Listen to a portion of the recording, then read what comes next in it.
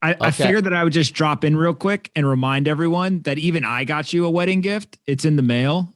You will appreciate it. I think most of the other guys will appreciate it. Your wife will hate me because of it, but that's okay.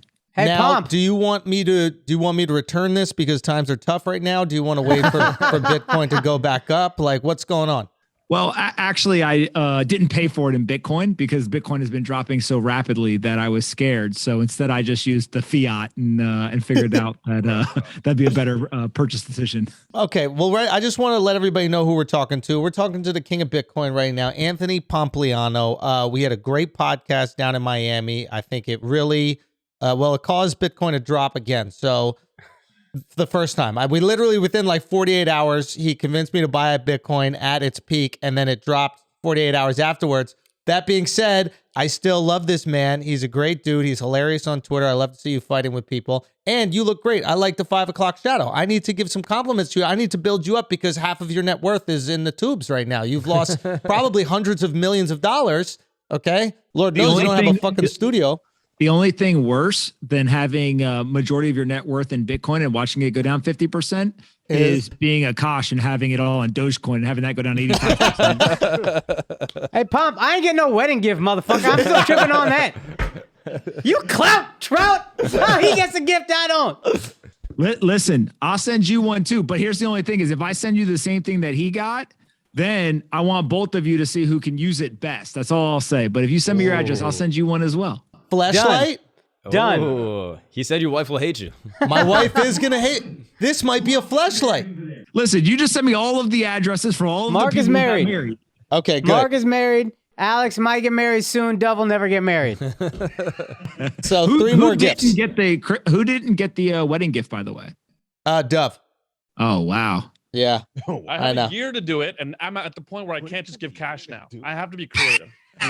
I can't give a coin. I can't give cash. If you give Bitcoin, it costs 50% less than it did last year. There you go. There's a deal. You should That's like a deal that. for you, buddy. Okay, now let's get to the bottom of this. Pomps, explain it to us. I've watched some YouTube videos. I don't know what the fuck these guys are talking about, but apparently there are some strategic decisions being made by government that is affecting the price of Bitcoin. Is that true or false? Well, first of all, most of the people on YouTube don't know what they're talking about either. So we're all in good company in terms of myself, you, everybody else. Nobody knows what they're talking about. So that's all. Let's clear that up. Second thing is, yes, basically the way to think about this is over the last 2 years since the pandemic started, the government, the central bank, et cetera, they basically said, hey, there's massive issues. Remember in 2020, there was like 6 million people a week filing for unemployment. Everyone thought the world was ending. The stock market sold off 30%, like literally Armageddon. And so they stepped in and they just flooded the market with cheap capital. All that means, a fancy way of just saying they literally just stuffed money in every corner they could. They were handing it out like it was candy, right? They gave extra unemployment benefits. They gave PPP payments. They gave stimulus checks. Literally, we had billionaires going on CNBC saying, yo, I got a $1,200 check. How does that happen? Yeah. They're just giving money to everybody. Well, when that happens, basically money it's like monopoly money. It's free money. So what did everybody do? They go and they invest it in the market and asset prices explode.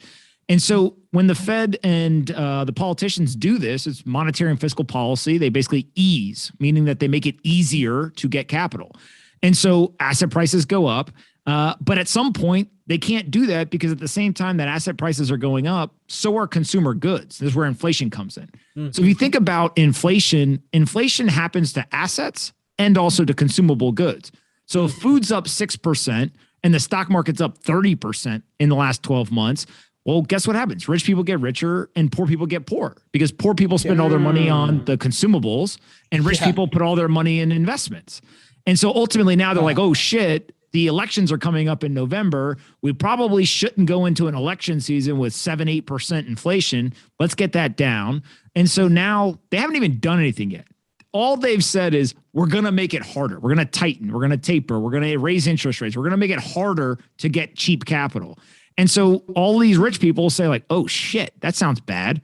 So they just go sell all their investments in the risky stuff and they go back into the safe stuff. So they're selling off tech stocks, growth stocks. They think Bitcoin is risky in their portfolio if you're on Wall Street. And so now they're going back into the safe stuff, things like Berkshire Hathaway, value investing, cash, etc. And that's why you see all the kind of risk assets, all the things that young people have been buying, that's all going down in price. It's because everyone's basically selling risk assets and buying value stocks. And that's why Berkshire Hathaway hit an all-time high last week. So it's literally just a rotation of capital where people say, hey, get rid of the risky shit and go get the stuff that we deem safer. And they were willing to take that risk before because they were dealing with essentially like free money or close to free money. Exactly. Got you. So that's not gambling because, A, if somebody gives you $30,000 PPP loan, you're basically throwing it in the market. And if the market's going to be up even 10%, then you'd be able to pay that back, no problem. Go. Think of it this way. There's only 3 major hedge funds on all of Wall Street last year that beat the S&P 500. So like the beta, like the market standard of the S&P 500 went up almost 30%. Only 3 hedge funds. These folks are paid millions of dollars a year. They manage all this money. They couldn't beat the benchmark because literally it was just exploding upwards. And so when you think about that, like that's a crazy stat. The crazier stat is there's 35 politicians in Congress and Senate who beat the S&P 500, but we won't go there. Yeah, but the hedge funds had a hard time beating just the benchmark. And so ultimately what you get now is there was good times. People are scared. Now, one of the things to remember about kind of assets, inflation, and the Fed, all this kind of crazy, exotic, complex stuff is a lot of times they just say things to get people to react. So for example, inflation, one of the big fears is if all 3 of us start yelling and screaming and we're like, inflation's coming, inflation's coming, inflation's coming. What do people do? They're like, well, shit, I'm not going to wait for it to get here. They go and they move their capital in anticipation of it. If I'm a business owner and I think inflation's coming, I raise my prices, right? I try to front run the inflation, which ultimately causes inflation. Yeah. So same thing happens now is they basically want asset prices to come back down to quote unquote normal levels. They want things to kind of cool off. So if they start talking about, the end is coming, we're going to raise rates, we're going to taper, we're going to do all this. What do? We all go sell our risk assets, right? And we go rotate into kind of value type investments. And therefore, in some way, just talking about it ends up actually creating the impact that they want. And so my guess is that they're going to talk a really big game. They're going to posture like, we're going to do all this crazy stuff. Right. They'll do some of it, but they already, a lot of the damage, right, in terms of in the market has already happened, and they haven't even done anything yet. Just by talking about it, they were able to accomplish that. Now, best case scenario, is this them trying to implement a policy or even a fear tactic so that there's not a massive correction in the market? Are they basically trying to get capital reallocated so that the market itself doesn't reallocate it in some crazy crash? Yeah, I think that they know when they start talking about this, there's going to be some sort of market correction, some sort of, you can call it a crash, whatever. Really what we've watched happen is certain sectors are getting hit really hard, like technology stocks and growth stocks. But there's other sectors of the market, like a Berkshire Hathaway, the kind of the value type investments, those are benefiting from this.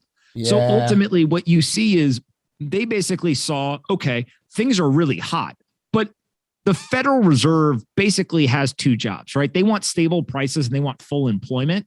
They're not supposed to be worried about asset prices. Now, one of the big things that, maybe comedians could talk about, but the average person would kind of get their finger shaken at them is we had Federal Reserve members of power and influence that have literally quit their jobs or been fired or pushed out because they were day trading the same assets that the Fed was buying last year. Yeah. Like these dudes, like this is like one of the biggest, kind of controversies. It's one of the biggest issues. And everyone's just like, oh yeah, like, oh, those Federal Reserve guys had to quit because they were day trading the same assets they're buying. Like what's going on? What is the argument for the legality of that? I know you see like Nancy Pelosi gets criticized a lot for this. I'm sure there's a bunch of other politicians. Like, why are they allowed to make trades given the insider information they have? And by insider information, I just want to clarify, I'm not saying that they know what the company can do, but they can implement policy that will affect the decisions of those companies. Why are they allowed to take place in that marketplace? I think there's a couple of different participants here. So one is, let's say people in appointed positions. These are like the Federal Reserve, central bankers, right? People who the American people don't elect, but the politicians we elect then appoint them to that position. So those individuals, for the most part, they are creating monetary policy decisions that end up impacting the market. They also are going into the market via quantitative easing and buying certain types of assets, so mortgage-backed securities, et cetera. What happened over the last 6 months or so is multiple members of the central bank system were found out to have been literally day trading those assets. And so if your institution is buying the same asset that you're day trading on a daily basis, like a lot of people are like, yeah, that doesn't sound so great, right? So like that's issue number one. What you're talking about is the elected officials. So these are congressmen and Senate members who are actually buying and selling stocks, individual stocks. But it's not just buying and selling. I think most people in America would say, you know what? We don't want our politicians to be worried about money all the time. So if they were quote unquote rich, then they could just worry about governing and they wouldn't be worried about where their paycheck's coming from. The problem is that not only are they buying and selling individual stocks at very opportunistic times, let's go buy Microsoft 5 days before it's awarded $1 billion, federal contract, using that as kind of a hypothetical, but actual rooted in some level of reality. But they're also doing it with like exotic financial instruments. They're not just buying the stock. They're like buying it levered with options and kind of all kinds of crazy things that these are career politicians. What is a career politician doing being worth 20, 40, 50, $60 million? And they have better investing track records than the hedge funds on Wall Street. Like something's going on there, right? And so I think ultimately what's going to happen here is we've now reached a point where this is kind of tipped over. And the public narrative is the politicians shouldn't be holding individual stocks, regardless of if they're actually doing something wrong or not. It's the appearance of impropriety. What we want is politicians who, whether it's true or not, we believe are actually unbiased, who are focused on what they're doing and representing us. So this won't actually change anything. It'll just change the appearance. They'll change the perception of things. I bet you if they change the rules, there's a lot of these old politicians that all retire. Right? If you no longer have the advantage of getting information to actually become wealthier, at some point you're just like, yeah, why am I subjecting myself to all this criticism and all this nonsense and stress? I'm not even getting rich anymore. Right? Like, I'll see you guys later. Yeah. Oh, so Nancy Pelosi will do all this performative bullshit, get on one knee in the Senate floor for Black Lives Matter as long as she's making tens of millions of dollars with insider trading. Listen, the insider trading thing is like a term that gets thrown around a lot. Now, one thing that is true is there's definitely certain parts of the financial disclosures where politicians are treated differently than, let's say, UI or others. The other piece of it is like, what is actually insider trading? So, for example, if you know that the government is going to award a contract to Microsoft, according to the definition of quote unquote insider trading around the corporation, you don't have immaterial information that would have a positive impact on the stock from inside of Microsoft. You basically have something externally, right, that is going to have an impact. So it's kind of like, remember in New York City, remember when they said they were going to shut down the L train? There was a bunch of people who were talking about, they said they were going to shut down the L. And so everyone was moving out of certain parts of Brooklyn and the real estate prices all crashed, right? Because they were going to shut it down for a certain period of time. Right. Well, at some point they decided they weren't going to shut down the L. And so some people knew that, went in and bought the real estate, and then they announced the L was coming back, right? And real estate prices shot back up. Is that technically insider trading? It's like a gray area. And so like, should there be rules for that? Should there not? Well, that's kind of what the politicians are doing. Is they're not necessarily going and talking to, Satya Nadella at Microsoft being like, hey, what's revenue going to be this quarter before you announce it? They understand certain things. And then the other thing, and the crazy thing, is imagine, let's say that you guys are, in the healthcare industry. You guys run a big corporation. I'm a politician. And you basically give me money. You fund my campaign. You're my biggest donor. I then get into office, and now I start advocating for all sorts of regulation of your industry. But I personally think that if you get put in by a certain industry, you shouldn't be allowed to oversee that industry. Right? Why should we allow people to actually regulate the industries that they're dependent on in order to get into office? Yeah. And so one of the crazy ideas that I've thrown out there before is like, just pay all the politicians like $5 million a year. Literally, it's like a drop in the bucket for the federal budget. Tell them, look, you can't invest anything. You can't be trading stocks. You can't do any of this nonsense. Just give them $5 million a year. Tell them to shut up and govern, and literally just get rid of all this nonsense. And let's get back to the important work that they should be doing, rather than us trying to figure out like, why did Nancy Pelosi or anybody else go put 3 times levered options on a company that just got a government contract and went up 20% and they made a killing. And the average American's like, well, that doesn't sound very fair. I think that's the strategy in Singapore. I think the prime minister, or whatever the guy's name is, who's in charge in Singapore, I think they get paid like $3 million a year, something. And the idea is, I want you to be able to focus on this, and I don't want you manipulated by outside sources. You should be wealthy enough. We trust that you're going to do your job, but you should be wealthy enough where you don't need that extra money. So think about this. Out of all of our smartest friends, right? How many of our smartest friends want to be politicians? Zero. None. I don't have a single smart friend that's like, yo, I want to go be a politician, right? It's all the egotistical maniacs that are like, yo, I'm going to go be powerful because I can't be rich in the private market. I actually think you would be a great politician, Pomp. You know why? Because you are deflecting the Bitcoin crash and not really telling us what the fuck is going on. This guy's good. This guy's good. Listen, this you guy couldn't is pay me. fucking good. That was good, Pay me right? enough That was money to be a really good. politician. Listen, the whole Bitcoin thing is ultimately, it's exactly what you guys asked about. It's kind of an external thing. If you look at all of the kind of fundamentals or the underlying data around Bitcoin, hash rate's at an all-time high in terms of the network's never been more secure. There's still $13 billion a day of on-chain settlement transaction volume, 1 million active addresses. Like people still use it in very, very high degree. And all of that is very healthy. It's literally just over the last 2 to 3 years, Wall Street investors started to own a lot of Bitcoin. So you saw everything from banks to hedge funds to these billionaires, et cetera. And now they treat it very differently than like the Bitcoin community. The Bitcoin community sees the price go down. They're all buying, right? Yeah. All these retail, and they're like, oh shit, it's on sale. Let me go buy more. But the hedge fund guys or the Wall Street folks, they treat this as a risk asset. And so in these moments, they're going to sell it and they just have more money than the retail investor. Right. And so when they basically have so much money, they just start dumping it. The price falls and retail investors, they'll scoop up kind of the cheap Bitcoin and we'll see what happens moving forward. But Speculatory question, how long you think it continues to slide? Like theoretically, this legislation, that probably won't happen. We still got a couple months out before. Akaash sold some. Yeah, I sold a little bit. I'm hoping to rebuy lower. Akaash sold some. He didn't have diamond hands. when did you sell? Did you sell your Dogecoin or you still got that?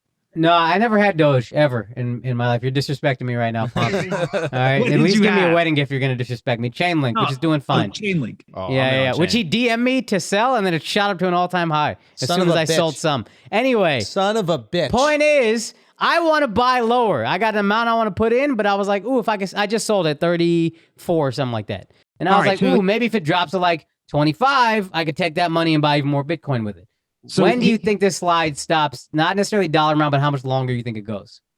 I think that's almost impossible to answer with an exact thing. Here's what I'll tell you is the last time that we had a 50% drawdown, it lasted for about 95 days or so. That was over the summer of 2021. Remember, Bitcoin's dropped 50% 4 times in the last 4 years. So this is now becoming like a pretty regular thing. The last one was about 95 days before it bottomed. We're in about 75 days or so into this one. Could it repeat at 95? Sure, maybe. Maybe it's longer, maybe it's shorter. Nobody really knows. I think that if you look at actually the best way to kind of play these things from just like a pure mathematics standpoint, forget which asset, whether it was stocks, crypto, anything else, it's just dollar cost average. Yeah. So if you basically just say, hey, look, I'm going to buy a little bit every day and maybe I get some at the bottom, maybe I don't, maybe I'm somewhere around the bottom, you end up actually coming out on top because, you know, one thing is for sure is humans suck at managing their emotions and kind of timing it right. Because you think you'll buy at 25 and when it gets to 25, you're like, shit, it's going to 20. Right. When it gets to 20, you're like, oh, it's going to 15. And next thing you know, you don't buy any. And then it's back to 40. And you're like, damn, I'm an idiot. I sold at 34. Yeah. But you're not an idiot. You're actually one of the 5 smartest people in that room. Hey, thanks, man. This fucking Smart guy. ass room, dog. This is a smart ass room. This fucking guy over here. Yeah. He's going to be spinning pizza dough over his head, talking shit. Yeah, to you. yeah. What happened to Bitcoin Okay. pizza, Pomp? Yeah, where's Bitcoin pizza? Listen, Bitcoin pizza, you guys actually, I think since you guys are such This is a politician, charitable bro. people, This guy's Yeah, a politician. yeah, This yeah. you guy guys is a should be ordering politician, baby. pizza and you should be promoting it so that we can take the profits and donate it to Bitcoin developers so they can keep protecting your Bitcoin. That's what you I guys like should be that. doing. We need a. I think that You we need a need to elect Bitcoin this pizza man. box in the back on the wall or something. Dude, this guy is ready for. We want percentage, He's dog. Wait, you're Don't a veteran. try to buy us cheap, bro. right? Hey, You're we a not veteran? Bitcoin 2007. You can't get us cheap like that. We want fucking percentage, dog. Bitcoin was launched in 2009. I threw out a number, bro. You know what I mean, come on. Listen, your numbers are better than. Remember last time I was on and Andrew looked at his portfolio and he thought he was up 14%, but it really was 0.14. Oh yeah. I did do that. What's Berkshire but now Hathaway my doing? Berkshire Hathaway killing it, my boy. I didn't sell any of that Berkshire Hathaway. Young Warren Buffett over there. I hear you. Exactly. Drinking Diet Cokes and fucking kids. What? I mean, Wait, what? Allegedly. Allegedly. I mean, it is pretty crazy that somebody who's considered the best investor of the last 50 years, who, by the way, has been an incredible investor, basically did it buying everything that now is pretty much seen as like horrible, right? In terms of the financial services where they were money laundering, Coca-Cola, candy, all this crazy stuff. But hey, he did what he did, and here we are. I just don't know if that strategy is going to be the winner moving forward. Talk that shit, bro. You Talk the new that Buffett, shit, bro. You the new Buffett, bro. Nah, you're gonna be the new congressman of Omaha. I think that's where we gotta run you first. Talk that shit, Pomp. I don't know if you can be a politician in Omaha, Nebraska, and not be friends with Warren Buffett. I feel like that's probably a pretty key person to get on your side if you want to be a politician there. But yeah, I have zero interest in the political situation. I think that the technologists are just saying, look, this system's broken. Why don't we just build some tech that could kind of help solve the problem rather than go and do the bureaucratic thing. Okay, so you're saying now's the time to buy. Basically, you think this thing is coming up. I know that you got to get off the phone. But now's the time to buy. This thing is going to come back. Bitcoin will halve, and this will continue to repeat. And it is just the trajectory of this weird commodity that we're now. I think I said it to when I was on last time, right? Is that my psychological kind of thought process is just the Bitcoin I hold, I'm going to hand to my grandkids one day. And so whatever happens in the short term, frankly, doesn't matter. Right now, it's easy for me to say because I've been doing this for a while. But also, it's just regardless of if Bitcoin's at 30K, at 35, at 25, at 40, like it only doesn't matter if you've got an outlook of 10, 20, 30, 40 years. And so I think people just got to ask themselves, like, are you actually a long-term investor, or are you simply thinking in days and you're trying to trade and you want to go flip, this asset into that asset? Like, that's just not me. I'm not good at it. Frankly, I'll lose all my money if I try to do that. So I just say, look, I dollar cost average into it, hold it for a long period of time. And, so far that's been a pretty good strategy. Pomp, tell us how much money you lost. When? in this current halving. Oh, listen, if people saw how much myself or others watch their net worth fluctuate, like, yeah, you ever seen your net worth go down 50% in 75 days? Like, but what would that be? What would that be, like 50 million? Would that be like 100 million? Like, what would that be? What would half be? I've got about half of what you have. So if you'd say how much you have, then I could say that I've got 50% of that. You have half of what I have where? Yeah. Your net worth, I'm like 50%. I'm trying to catch up to you. You think you're worth half? I'm going to hang up this call if you're worth half of what I have. Pomp, don't do this to me, Pomp. Listen, I'm talking to the greatest comedians in the world right now. Like, you guys are rich. I saw the tour. I'm voting you for guys you. are on private jets. You guys are flying around, the greatest show on earth. Like, listen to me. This guy. He's a politician, This is a dude. real fucking Bill Clinton over gotta here, run, man. dog. I swear to God. I'm just putting a all guy- my money in. I'm just a guy with a pizza shop. That's what you're gonna be saying. Pompliano, we love you. Thank you so much Love for you, taking dog. the time, my brother. Come up to New York and see us soon, okay? All right. Sounds good. Akash, send me your address. So I I'm can send you finna. a couple of fart bombs and shit. All right, beautiful. Can't wait. Peace, man. Be good. Later, guys. Peace, dog.